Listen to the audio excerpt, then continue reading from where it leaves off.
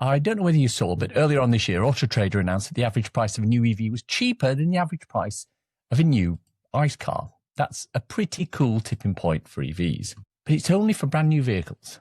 But let's focus today on second-hand vehicles. How are the prices doing relative to second-hand ICE? And what do you need to look at when buying second-hand? I mean, you don't want to buy a clunker, right? Hi, I'm Gary, and this is episode 301 of EV Musings, a podcast about renewables, electric vehicles, and things that are interesting to electric vehicle owners. And welcome to season 16 of the podcast, episodes 301 to 320. Over the next 20 weeks, we'll be continuing to look at things that are important in the EV and renewable space. We'll be looking at BYD flash charging tech, the future of battery chemistry, the real-life experience of living without a home charger. I'll be chatting with the CPO Eon Drive, and hopefully we'll get Ozev on the show. But before all that, let's look at second-hand EVs. The EV Musings podcast is sponsored by ZapMap, the go-to app for EV drivers to find and pay for public charging with confidence. The Auto Trader announcement that the average price of a new electric vehicle was cheaper than the average price of a new internal combustion engine car was something quite special. We've been looking for price parity for a while. It now seems to be here. Now, yes, if you compare the cheapest fossil fuel BMW to the cheapest EV BMW, there are differences. But as I've said before on this podcast, if you're comparing a base spec ICE and a base spec EV, you're not comparing like with like. At the time of writing, the cheapest Ford on the market with an equivalent EV is the Ford Puma. The base model Puma Gen E is just under £30,000. The base model Ford Puma ICE is just over £27,000. But the Puma model that's closer in performance and spec to the Gen E costs £34,000. So that's the difference. But we're not here to talk about new cars. 90% of all car sales in the UK are in the second-hand market, and today we're looking at what you need to do to buy a second-hand EV. Now, before I go any further, can I ask you to make sure that if this is your first time here, why not click the subscribe button? And if you're watching on YouTube, click the little bell icon and maybe add a like. It'll all help the dreaded algorithm show my stuff to more and more people. Thank you. Now, if you ask anyone who's never driven an EV why they wouldn't buy a second-hand one, they'll invariably give you the answer: you don't know what state the battery's in. This comes back to something we discussed in the battery percentage episode last season, where we talked about how battery wear is related to how the car is stored and charged. But a lot of this is just window dressing to the fact that people who don't have EVs tend to think that the batteries degrade in the same way as the ones in your phone do. Now, that's absolutely not the case, and we've talked about this in several previous episodes. But if you're buying a car that has got some mileage on it, you'll want to know how that has affected the battery, which is where battery certificates come in. And we'll come back to those in a short while. When buying your second-hand EV, there's a couple of options that you can take. You can buy from a main dealer, you can buy online, and you can buy privately. Each of these has advantages and disadvantages. When I got my Polestar 2 last year, I bought it online via a company called Car360. I'll come back to Car360 in a minute, but let's start by looking at buying from a dealer. The dealership experience has its benefits. They understand cars. Generally, they understand the customer need. They can prep the car, survey it, and do the checks that are needed. And if you want peace of mind, a dealership sale is probably the right thing for you. But there are a couple of caveats for dealers. If you're buying your EV second-hand from a dealer where it was traded in against a new car, there's no guarantee the dealer has any idea about the vehicle itself. Let's assume you're looking for a second-hand Ford Gen E Puma and you find one for sale at a Honda dealership. It's possible this Gen E was part exchanged in for a Honda CR-V or a Civic. Neither of these are full electric cars, and indeed Honda do not sell an electric car in the UK at the time of recording, although they are registering interest for a new Honda Super N, a Korean K-car box on wheels. So the dealer may not know anything about electric cars, and the dealership may not have any knowledge on prepping them for sale. So if you're going to buy from a dealer, at least buy from a dealer who has a good range of electric cars in there already. Make sure the dealer knows what he's talking about, and we've covered this in the test drive episode, link on the screen. And we've talked about making sure that the dealer understands things like kilowatt hours battery size and that they drive electric themselves. Then ask them for a battery check. Cover battery checks below, stick with me. If you're happy with the car, have done a battery check, an HPI check to make sure there's no insurance issues with it, and you're comfortable with the financing, then by all means buy it. So let's have a quick look at private sales. The private sale is something of a dark, foreboding forest. You have little visibility of the car itself. You generally can't do anything like a full review of the car before you buy it. You have no idea whether it's hiding anything suspicious or dangerous, When I first started driving, back in when the world was black and white, there were horror stories of people stuffing sawdust into panels and using tape and paint to hide serious defects. I'm pretty sure there's a lot less nowadays, but has it gone completely? But the benefit of a private sale is that you don't have to account for dealer profit. So you'll often get a good vehicle at a lower price than buying the same vehicle via a dealer. As always, though, it's caveat emptor, buyer beware. So the bit in the middle is the buying from an online dealer part. As I said earlier, that's how I did it with my Polestar 2. Let's see how that process went. I wanted a specific model of Polestar 2. It had to be a specific model year, and it had to have specific packs attached to it. Unsurprisingly, finding one wasn't an easy job. Due to the specific nature of the packs, these are often not listed in a searchable way on a website. I had to search for Polestar 2 in my model year, then check the individual detail in the listing to see if it had the packs that I wanted. Quick sidebar, Polestar 2s, in fact quite a lot of Polestars, come with 3 separate packs you can specify from new. These are the Plus, Performance, and the Pilot pack. Car doesn't need any of these to function, but each provides a little extra comfort or functionality. I particularly wanted the heated seats and steering wheel, as well as the adaptive cruise control, and for that, I needed the Plus and Pilot packs. After several months of searching, I found the model I was looking for, in the price range I was looking for, but this meant it had a reasonably high mileage, 55,000 on a 5-year-old car, and this raised questions about the battery health, which I knew would need answering. I contacted the company online, placed a £99 refundable deposit down to stop the car being sold from under me, and asked them to perform a battery check.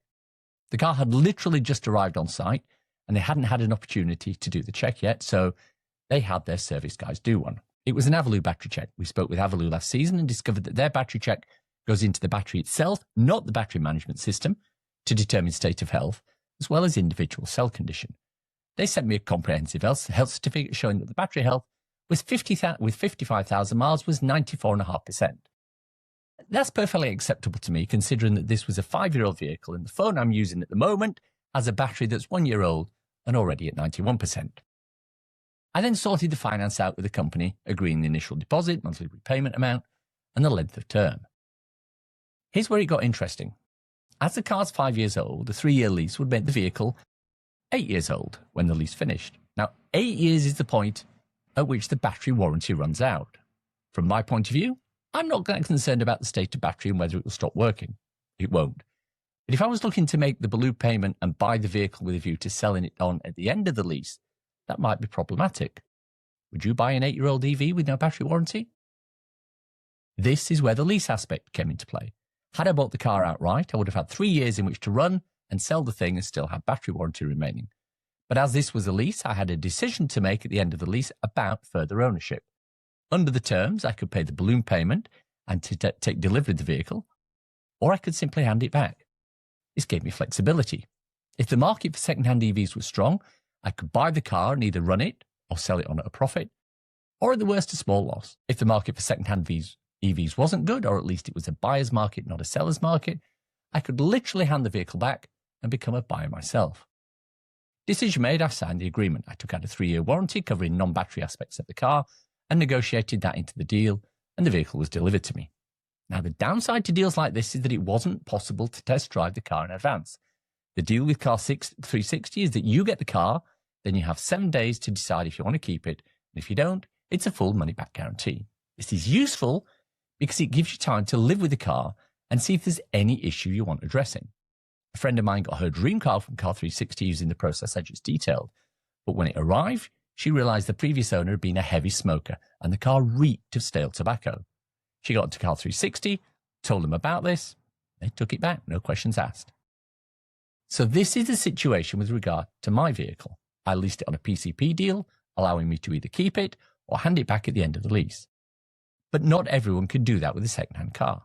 Some finance deals are for purchasing the vehicle outright, some won't allow you to finance and will expect you to pay in full, usually via a bank loan. And whichever way you choose to pay for your car, an online purchase will need you to do some sort of due diligence. For example, have you heard of this online company before? In the case of Car 360, it was recommended to me by a colleague, Ben Kilby, who had used them earlier that year. Well-known companies such as Autotrader or CarSupermarket.com have a reasonable reputation in this field. Beware of the startup trying to source cars via third-party sites and being a middleman acting as a principal. Does the car feel legitimate? Is it, for example, a low-mileage old vehicle with an extremely low price? Alarm bells. Or is it a high-mileage vehicle with a high price? Or alarm bells. What's the state of the battery warranty? In second-hand EVs, the battery is the only thing you really need to be concerned about. Brakes, tyres, motors, these are all generally going to be fine. But if the battery has been mistreated or has issues, this will cause you no end of problems. Getting a legitimate battery check is the easiest way to guarantee peace of mind. So let's talk about the battery check. When we spoke to Marcus Berger from Avalue, he was adamant that a battery check was critical, and I agree. He was also adamant that Avalue were the only ones to provide a proper battery check. Now, I don't necessarily agree there, but I do agree that battery checks come into two different types. Those that critically analyze the battery cell by cell, those that calculate state of health using the internal battery management system. Avalue is one of the former, although there are others. These are, in my mind, the sort of battery checks that are more reliable and accurate. At the end of the day, a check which works its values out by calculating battery usage versus a strict standard, such as those provided by companies who use a phone app, cannot be as accurate as a check that physically connects to the battery and works through on a cell-by-cell basis. That's why an Avalue diagnostic is so much more important and expensive. It will tell you at the individual battery cell level what the situation is. A single damaged or deficient cell is enough to cause a battery problem and prevent charging. Not knowing the battery cell's state of health is one way of missing a potential red flag. I've heard stories of some vehicle checks that have been done on cars with 50,000 miles and found the battery to still be at 100% state of health. That's not possible. What's happening in this case is that measurement has been taken using an algorithm which determines range based on battery usage over a distance of travel and extrapolated. This vehicle is then cross-referenced against a known distance figure for a given vehicle to determine a drop in range and hence battery degradation. But what it doesn't take into account is a situation where the battery buffer at the top end of the battery is released for use to hide any battery degradation. Easy word for me to say, degradation. If there's 10% in the buffer and 5% is released to cover for a 5% degradation, the state of health will read as 100%, when in reality, it's 95%. In fact, the colleague I mentioned earlier who sent her car back because it stank of cigarette smoke was sent a screenshot of another battery check showing a Genesis GV60 at 100% state of health despite the fact that the car was 2 years old and has done several thousand miles. This is plainly incorrect and was a result of the type of battery test done rather than the battery itself.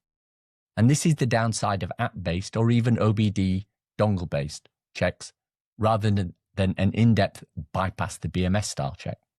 So once again, caveat emptor or buyer beware. So you've decided you want to go for a second-hand EV. Good choice. As we said earlier, there's 3 ways of doing so at the moment. As a buyer, it's up to you. You get to decide which is the best way to do so for your circumstances. And I'll repeat again what I said earlier about the different purchase paths. You can buy from a main dealer, you can buy online, you can buy privately. Main dealers are probably safer and give better guarantees. Online is probably cheaper, but it comes with its own issues. Privately is the less secure and more prone to issues, but it will be cheaper. The EV Musings podcast is sponsored by ZapMap, the go-to app for EV drivers to find and pay for public charging with confidence. ZapMap is free to download and use, with thousands of public charge points to choose from, live pricing and availability information, and a range of filters to find the right charge for you. Plus, choose subscription models for enhanced features such as using ZapMap in-car, on CarPlay or Android Auto, and discounted charging across thousands of charge points.